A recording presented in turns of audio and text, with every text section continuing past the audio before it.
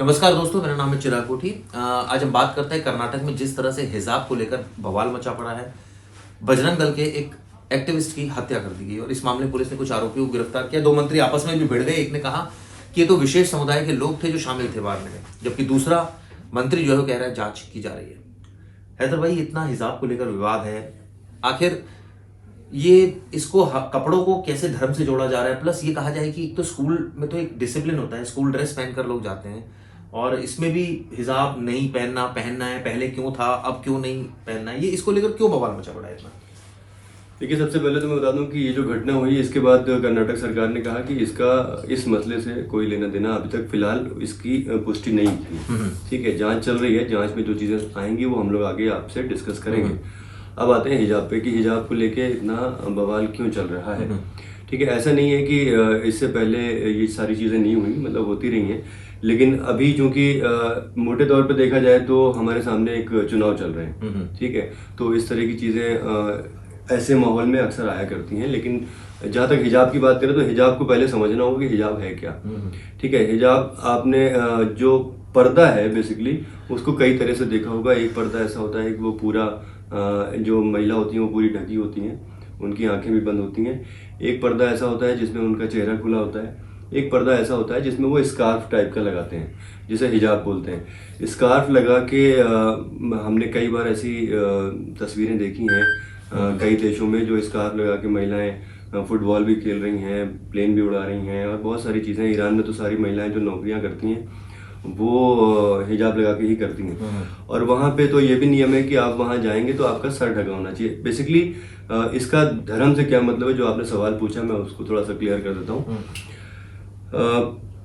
इस्लाम धर्म में औरतों को एक बहुत पाकीज़ा चीज़ माना गया है और ऐसा माना जाता है कि उनको बेहयाई से बचना चाहिए। ठीक है, तो नॉर्मली क्या होता है कि वो ऐसा कहा जाता है कि जो आपके परिवार या उसके बाहर के लोग हैं उनके सामने नहीं आना चाहिए। लेकिन चूंकि ज़माना बदल रहा है तो वो इस्लाम की जो प्रथाएं हैं वो भी धीमे धीमे चेंज हो रही हैं। ठीक है, अब महिलाएं जो हैं वो नौकरियां करती हैं, लेकिन इस दौरान भी वो ये ध्यान रखती हैं कि उनका जो बाल है, बेसिकली जो पर्दा होता है इस्लाम में वो बाल का होता है कि आपके जो सर के बाल हैं वो दिखने नहीं चाहिए। ठीक है, तो इस वजह से जो है ये चाहे वो नकाब हो जो पूरा ओढ़ा जाता है, फिर वो उसके बाद रिदा हो जो आधी ही ओढ़ी जाती है, और या फिर स्कार्फ हो जिसे हिजाब बोलते हैं। इसमें जो सारी कोशिश होती है वो जो हिजाब होता है उसमें इस बात की नहीं होती कि आपका चेहरा छुपाना है। मेन जो पर्दा है इस्लाम में वो बालों को छुपाने का है, तो आपके बाल ढके होने चाहिए। तो ये ऐसे भी हो सकता है कि ठीक है, अगर आप वहाँ पे आपके स्कूल में जो ड्रेस है, फर्ज कीजिए कहीं पे वो शर्ट और स्कर्ट है, ठीक है, या फिर शर्ट और पैंट है, तो उसमें बाल ढकने का ऑप्शन नहीं होता है। ठीक है, अगर कहीं पे कोई शलवार जंपर टाइप की चीज़ें होती हैं जो महिलाएं पहनती हैं, अक्सर लड़कियां माफ कीजिएगा स्कूल में पहनती हैं, तो उनके पास ये ऑप्शन होता है कि वो अपने दुपट्टे से सर को ढक सकती हैं। बेसिकली जो सारा मामला है वो बालों को ढकने का है। नहीं, मुझे ये बताइए कि इससे पहले ये विवाद क्यों नहीं था, अब अचानक ये विवाद क्यों आ गया? जैसे इलेक्शन तो चलिए एक अलग बात है, हिजाब भाई कोई आपने स्कूल ड्रेस तो पहनी हुई है, आपने चाहे स्कर्ट शर्ट पहना है, उसके ऊपर अगर आपने कपड़ा भी ओढ़ लिया है तो इसको लेकर इतना बवाल क्यों है? इससे पढ़ाई का क्या मतलब है? इससे एक कहा जाए कि इसको लेकर ये क्यों हो रहा है कि भाई ये दो पक्ष आपस में झगड़ रहे हैं, इसका क्या सेंस है इस बात का? देखिए, हम भी स्कूल में पढ़े हैं और आप भी स्कूल में पढ़े हैं। आपने स्कूल में जो सारे बच्चे होते थे जब वो असेंबली में खड़े होते थे तो सिवाय एक खास धर्म के बच्चों को छोड़ के आप बाकियों को पहचान नहीं सकते थे। वो थे सिख धर्म के लोग, जो पगड़ी पहन के आते थे या फिर जो उनका एक जूड़ा टाइप का जो होता है वो पहन के आते थे। तो वो उन्होंने हमेशा पहना है। ठीक है, और उनको इस बात की इजाजत भी दी जाती है, उनका भी धर्म से उनका लेना देना है कि केश रखना है। अब केश रखना है, उसको ढकना है, क्या करना है, ये उनका अपना आंतरिक मामला है। लेकिन इसी तरह जब अगर हम धर्म की बात करें, इस्लाम की बात करें, तो इस्लाम में देखिए ज़रूरी और गैर ज़रूरी चीज़ें अलग अलग हैं। देखिए, उसमें क्या होता है कि आपको औरतों को ये माना गया है कि उनको वो एक बहुत कीमती चीज़ है और उनको अपनी इस कीमत का अंदाज़ा होना चाहिए और अपने आप को संभाल के चलना चाहिए। ठीक है, अब ऐसे में जो समानता वाली की जो बातें करते हैं वो कहेंगे ये क्या बेतुका लॉजिक हुआ। वो ठीक है आपकी बात कि ये बेतुका लॉजिक है या जो भी है, जो धर्म के हिसाब से मैं वो बता रहा हूँ, ठीक है। मैं अभी लॉजिक की बात नहीं कर रहा हूँ, मैं अभी धर्म की बात कर रहा हूँ।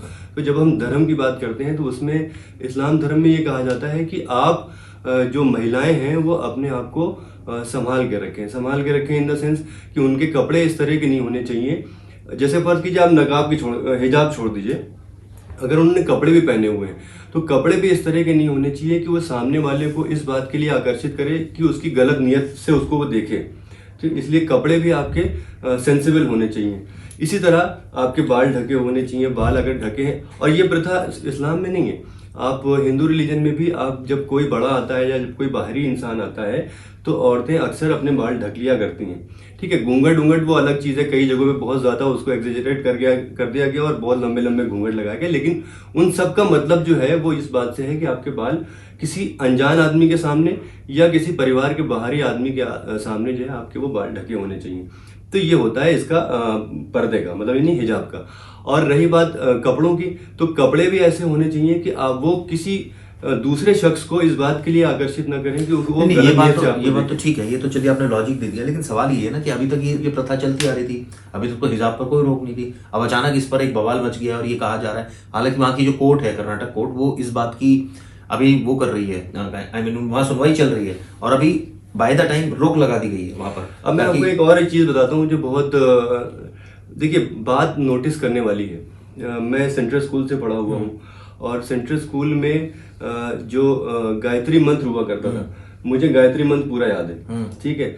तो जब गायत्री मंत्र वगैरह का एक कुछ प्रोग्राम होता था तो उसमें हम लोग गायत्री मंत्र भी पढ़ते थे और उसमें एक बताशे मिलते थे, सफेद सफेद बताशे आते हैं, वो हम लोग बड़े चाव से खाया करते थे। इसके अलावा सरस्वती पूजा भी होती थी और वो सारे लोग करते थे, ऐसा नहीं है कि कोई खास धर्म के लड़के ही कर रहे हैं। उसमें सरदार भी होते थे, क्रिश्चियन भी होते थे, मुसलमान भी होते थे, हिंदू भी होते थे। कई ऐसे दिल्ली में स्कूल्स भी हैं जहाँ पर जो प्रार्थनाएं होती हैं, जो सिख धर्म के लोग हैं जो पढ़ते हैं, जिसमें एक बहुत बड़ी चेन है गुरु हरकृष्ण पब्लिक स्कूल, वहां पर तो सारे सिख धर्म के बच्चे पढ़ते हैं। तो ऐसे में वहां पर तो कोई मना ही नहीं है कि आप जो है जूड़ी नहीं लगाएंगे या ये कोई मना ही नहीं है, इस तरह की बातें। तो बहुत सारी चीजें हैं जिन पे हम लोग हम लोग बात नहीं करते, क्योंकि जब आप सहिष्णुता की बात करते हैं तो हम थोड़ा सा आपकी बात मानते हैं, आप हमारी बात मानते हैं। जब असहिष्णुता की बात होती है तो आपको हमारी हर एक बात बुरी लगेगी, आपकी हमें हर बात बुरी लगेगी। तो इस तरह की चीजें कार्यक्रम हुआ करते थे स्कूल में और मैं खुद इस बात का गवाह हूँ, मैंने खुद किया है।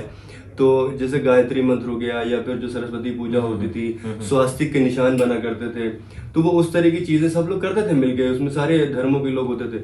तो इस तरह से अगर आप हर चीज को पकड़ने लगेंगे तो वो थोड़ा मुश्किल हो जाएगा। कहने का मतलब ये है कि इस तरह का जो विवाद जो खड़ा हुआ है इसका कोई मतलब ये बेतुका विवाद है जिसका कोई सेंस नजर नहीं आता। लेकिन और सबसे बेतुकी बात ये है कि इसको लेकर वहां पर काफी तनाव है दो कम्युनिटी के बीच में और वहां पर इतना तक कर दिया गया है कि वहां पर धारा 144 भी कई जगह पर लगाई गई है। तो ये चीजें नहीं होनी चाहिए और इसमें मुझे लगता है जो मेरा इंडिविजुअल व्यू है कि हर धर्म को अपनी जो है वो आज़ादी है, वो जो मर्जी करे, इसमें कोई कि आपने ये क्यों पहन लिया, ये नहीं पहनना, ये नहीं पहनना चाहिए। हाँ, मुझे यहाँ पे एक बात ये कहनी है कि जैसे किसी स्कूल की ड्रेस है, मान लीजिए वाइट अपर है और ब्लैक लोअर है, जो भी मतलब ऐसा है, तो उसमें ये कंडीशन रखी जा सकती है कि उस कलर का उस कलर का पहन सकते हैं, मतलब इस कंडीशन को रखा जा सकता है। लेकिन ये हमारी अपनी व्यक्तिगत राय है, इसका ये मतलब नहीं कि सरकार क्या फैसला लेती है या कोर्ट क्या फैसला लेती है।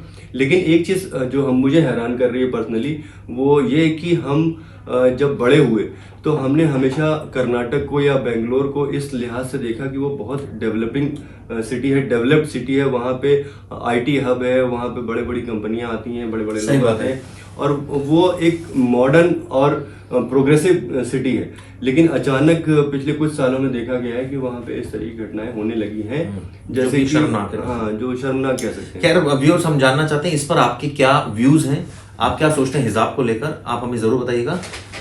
कल फिर एक नए टॉपिक के साथ हम आएंगे, तब तक के लिए शुक्रिया।